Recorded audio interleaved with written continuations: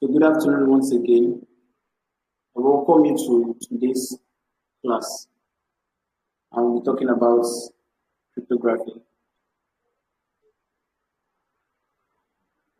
What you can see on the screen currently is Caesar cipher. We are not going to start from that. I'm not going to start with that. My assistant, in person of Miss Christiana, she has already watered the ground. She has already explained what cryptography is. She showed you like some text written in gibberish form. Obviously, they won't make any sense. That's because of the what's encrypted. So, in a nutshell, what she said is that cryptography is you're converting a text or a file or anything written in a human readable form to a form whereby you cannot easily read it. I don't want to use the word non-human or human unreadable, no. But in a form whereby at first sight, it's not going to make sense unless you have to go and do the reverse of the process that you did earlier on. This is what I mean. My name is Boniface. Let's just say my name is Boniface. Okay, no, let's use the example that we have on the screen. A now, there's a technique. That technique says A. Anywhere you see A, represent it with D. Anywhere you see B, represent it with E. Anywhere you see C, represent it with F.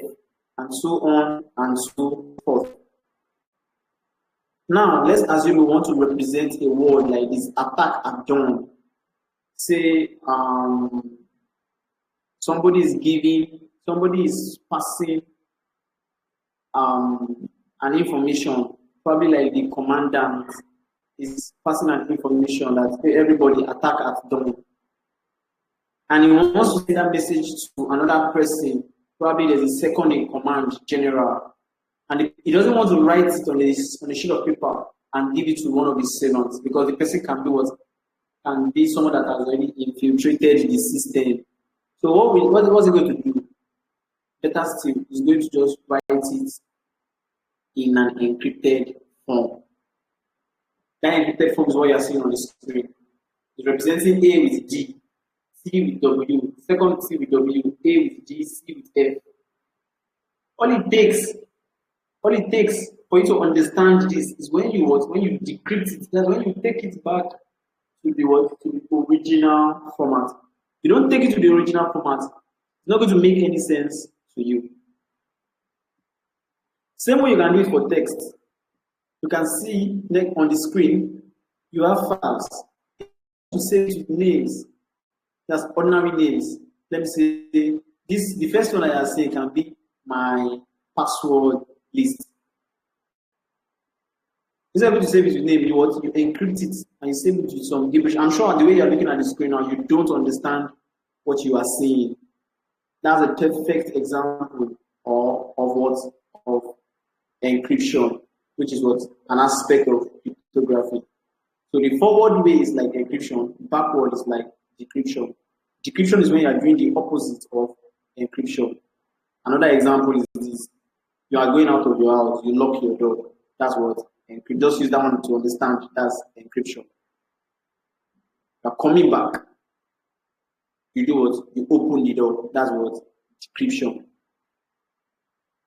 Moving further. There are different types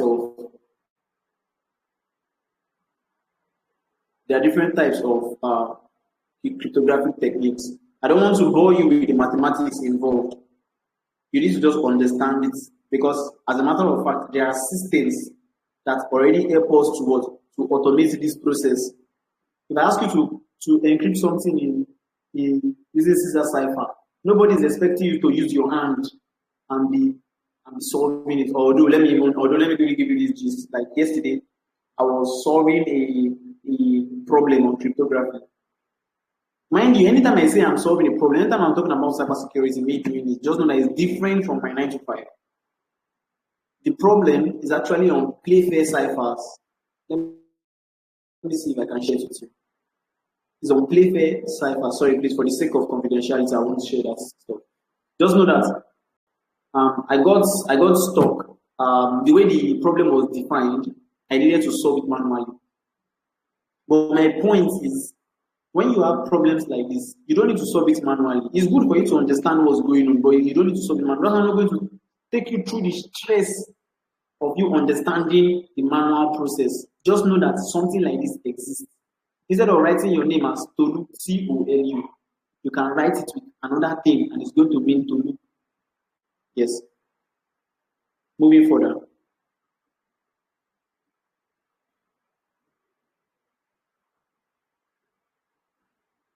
This is a perfect example of what I have explained. You have normal plain text. You can see the ciphertext. Normal plain text, we can see it. If we wish to replace letters, ciphertext, we don't know what was done. Please, I want to restate something. Very, very, very important stuff. Extremely important stuff. The stuff is, I need you to know that technology like this exists, processes like this exist. And I'm still repeating it again that I won't stress you with understanding the manual process. As a matter of fact, we have websites that can do all these processes for you automatically. We have websites that can do all this for you automatically. And a perfect example of one is what is Cybersecurity. I'm going to show you now so we can visit it together. Cybersecurity. While that is done, we'll still continue with the slide. So please just follow me and just what you have on the screen. So if you have your laptop with you or your phone, you can visit Cybersecurity.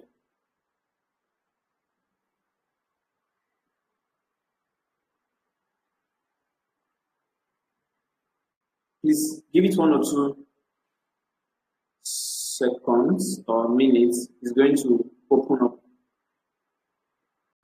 So while it's opening, you just give it, it's going to open up. While it's opening,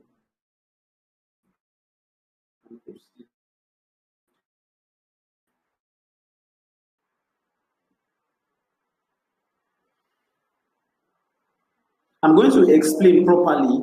I will explain properly one cryptographic technique. Once we understand that one, we are going to now put it in Cybersecurity. Hopefully it has loaded. Okay, good, it has loaded. So now you can see the different techniques that we have here. You can see different techniques that we have here. As a matter of fact, I use this one as one of my favorite tools. There's another one I also normally use. I've forgotten the name, but it has a French, I think it's a French website or so.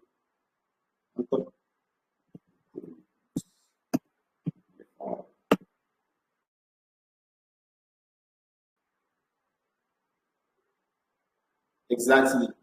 Decode. This decode is another one I normally use very well. But we'll still go there. Let's just take it step by step. So now look at the difference that we have. You want to convert to base 64 from base 64. If you notice, I've left your slide. I'm dealing with something that is obviously not in your slide. To base 64 from base 64. What's this thing called? This is called the what? Recipe. Let's put to base 64. That's our only recipe, right? What it means is that anything you are putting under input, the output is going to give you a base 64 equivalent of that input. Let's use an example. Let me use my name, Boniface. Boniface.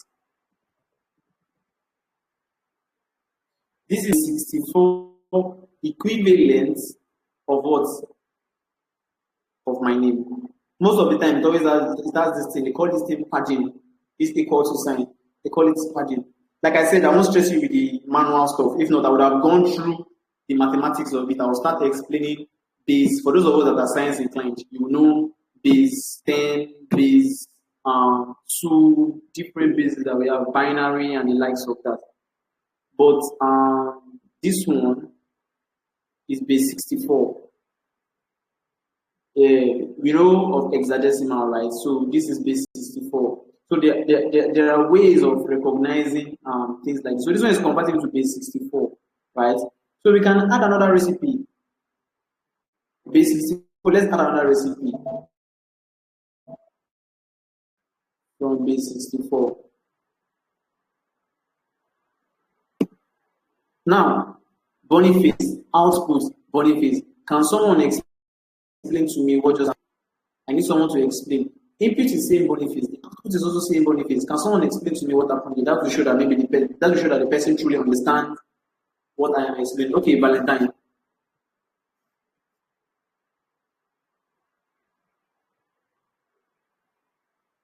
Valentine, please unmute your mic. Let's hear from you.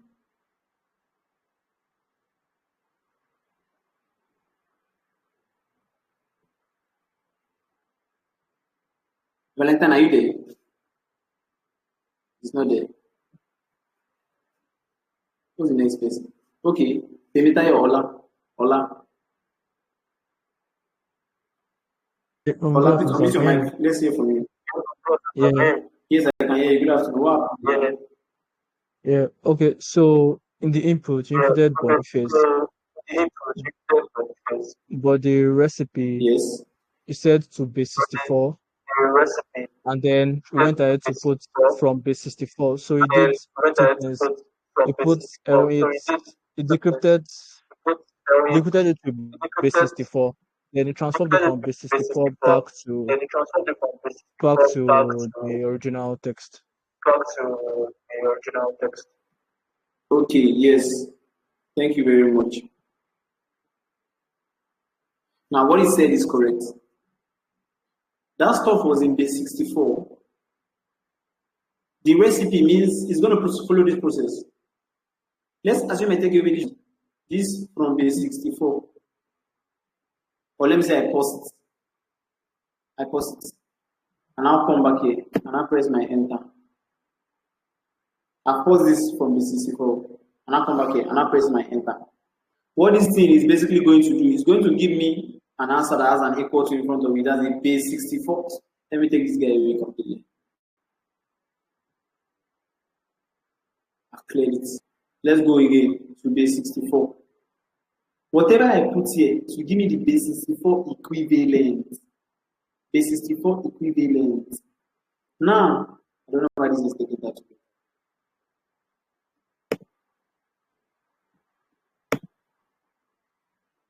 Now, this Boniface will give me what? A base. This Boniface, I put this recipe as to base 64. It will give me what? The base 64 conversion of this Boniface. If you know your maths, when you were talking about number bases, you know the calculation that goes down the line. I don't want to start explaining mathematics here. I don't know why the network is doing this thing. Should have given me the answer. Please, Christy, confirm if you can hear me well. Okay, the answer has already shown you. Yes, I can hear you. Okay, thank you very much. So let's move to another example. Let's move to hexadecimal. That's base 16. Hexadecimal. So we're going to take away this guy. Take this guy away to base 16. Hexadecimal. This is the what? Hexadecimal equivalent of this name, Boniface. I don't know if I'm making any sense. So this guy actually has a lot and a lot and a lot you can use it for. Like I told you, another favorite tool of mine is this decode. I like using it a lot. Decode. It's also another robust tool in cryptography. Now, let's jump back to the slide.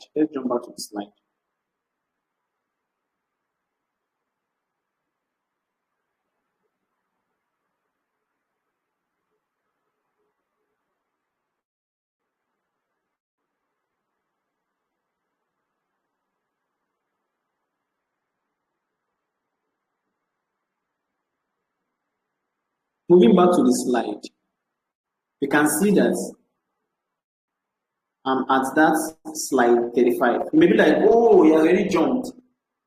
I skipped some things intentionally. There are some things that are meant for your consumption. You can just read it up all by yourself.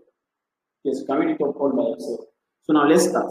Let's start by taking like a few steps back to see what we must have missed. Behind it, slide 34 says, talking about stuffs, tools they used back then. Then about it. So that's what I'm saying. You can actually go through all this all by yourself. The most important thing is to understand the what technology. Okay. So now, modern cryptography. Threat to confidentiality. We have confidentiality, threats to consider. Confidentiality, which we already know under the CIA triad. Now, threats to consider, data in transit, data at rest. If you remember, during your week 2 assignment, if I'm not mistaken, week 3 assignment, whereby you were to capture packets and analyze the packets, I'm sure you know that the data was in transit. So we're able to capture them. Let's move further.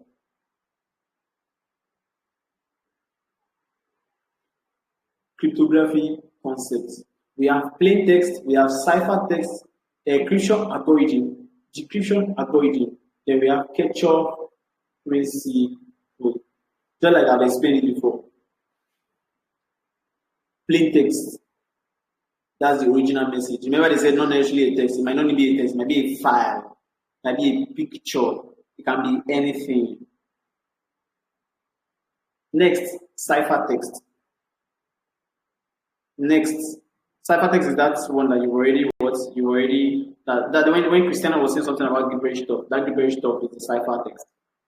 Encryption algorithm, that's when that technique. That technique, let me explain the technique. You should start speaking English. If I tell you, anywhere you see B, represent it with Q. Anywhere you see B, that's B for Boniface, represent it with Q. Anywhere you see O, represent it with A. That technique that I'm giving you, anywhere you see B, represent it with Q. Anywhere you see O, represent it with A. That technique I'm giving you is what is the algorithm. Although you may be like, okay, can I write a formula for this algorithm? You cannot because of it is random, right? It's random. But in the true sense of it, the ones that we are going to be dealing with, they are what? They are algorithms that we can figure out. I don't know if we understand that this big grammar, encryption algorithm. Let me give you another perfect example. You know, we have ABC to Z.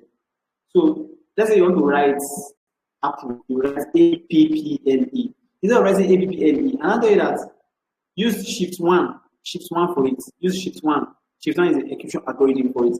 It means that instead of writing A, you're going to count one letter in front of it. You're going to count one letter in front of it. I need somebody to come on board. Let's do this thing together. You raise up your hand if you're there. If you want to come on board, you just want to do like a short practice together. Okay, big waves. Big waves. Please unmute your mic. Let's talk. Big waves, are you there? Unmute your mic. Let's talk. Big waves is not answering. Okay, Wizard. Unmute your mic. Let's talk.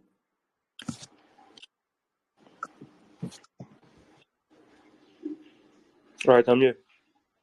Wizard, are you there? Right, I'm here. Okay, Yes, okay. Good.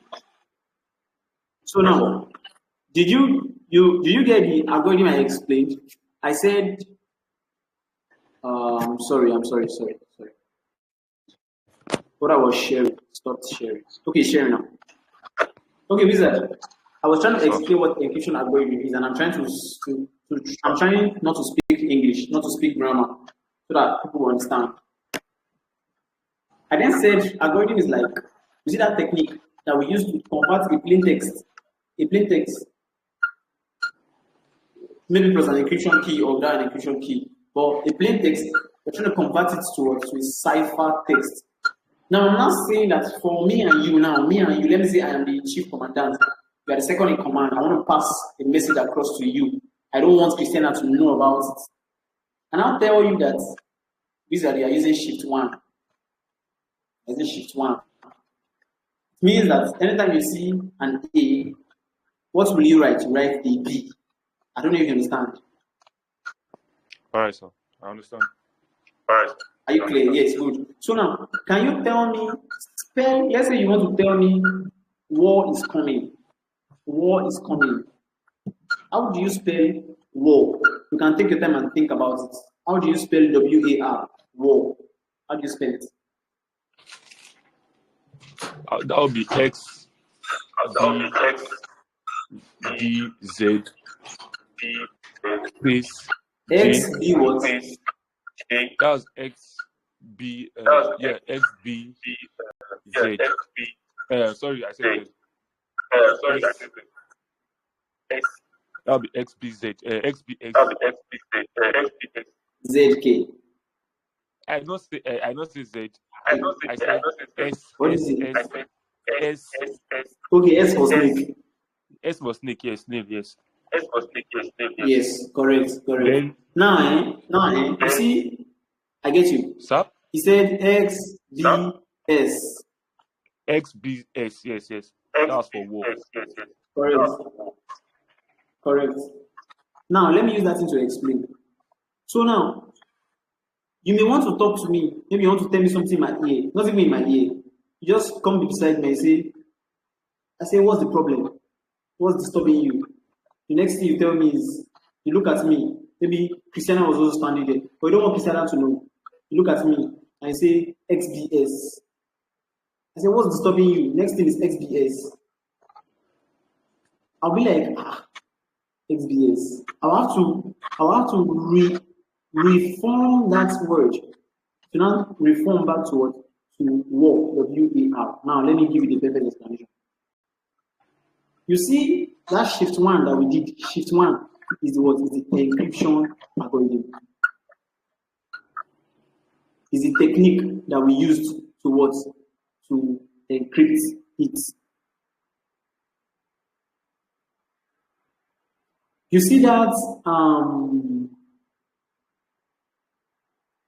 XBS that I said is the encrypted format of the plain text. The plain text is what?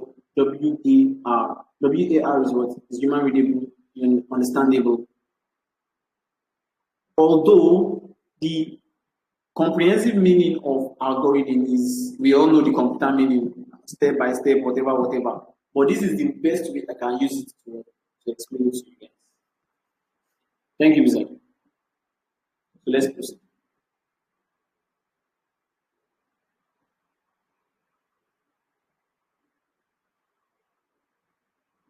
So now looking at what we have in front, cryptography process. We have a plain text, we have encryption algorithm, and we have the ciphertext. It's when we've done that encryption algorithm that we're going to have that ciphertext. That's stuff that is not we don't really understand, that is not human readable. Right? Now moving downwards. The opposite is what? The decryption algorithm. Same thing we have there. We have symmetric. I won't do anything that will require me to be explaining the nitty-gritty.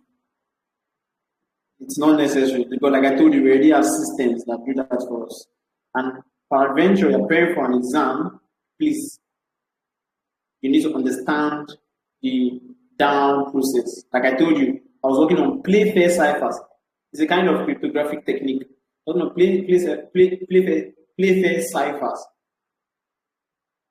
Before you are going to be able to solve it, you need to understand it to the minimum. Now, this is just a quick tea break kind of question. How large is a good key? So we are not going to deal with that.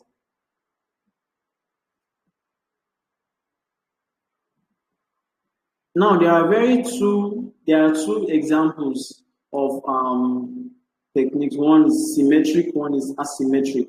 Please, you can go through this slide if you want to have like proper understanding. But for the sake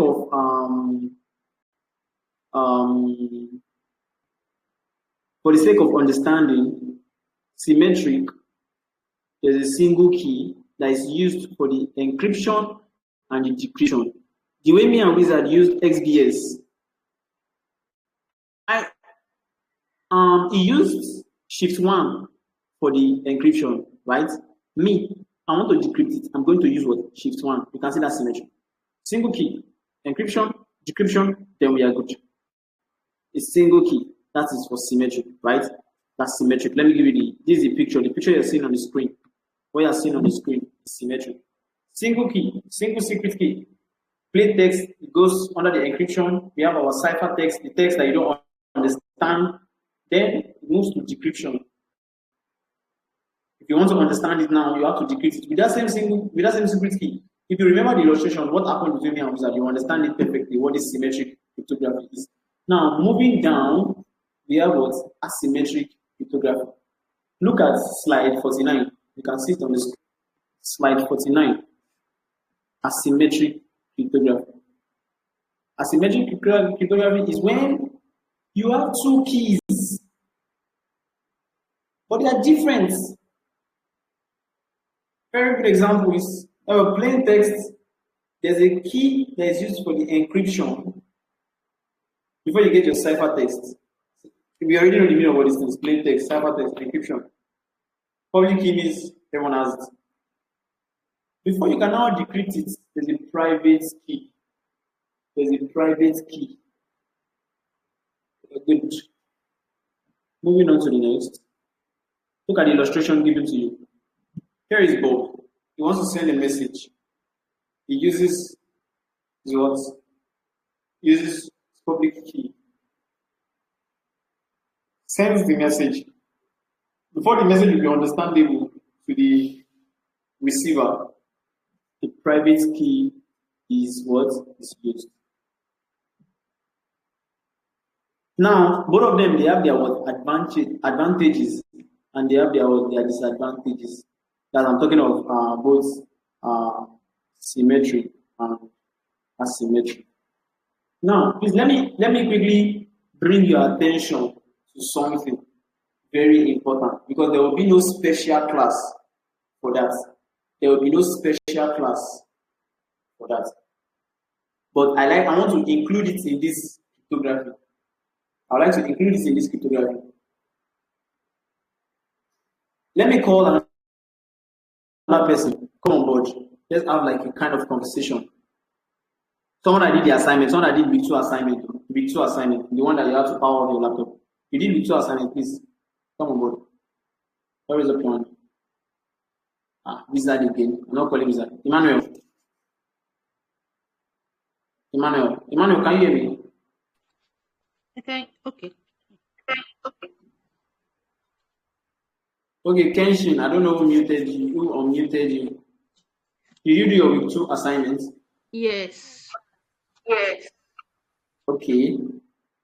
Well, there's one that asked you to power off your laptop. Was he able to power off your laptop? Yes. It's part of the VMware. Come again. I wrote a password to part of the VMware. Okay. Now I want to ask you one question. Let's assume you want to. You know that thing is for your own system, and it's not. You can't really call that in a malicious file because you're not created it. And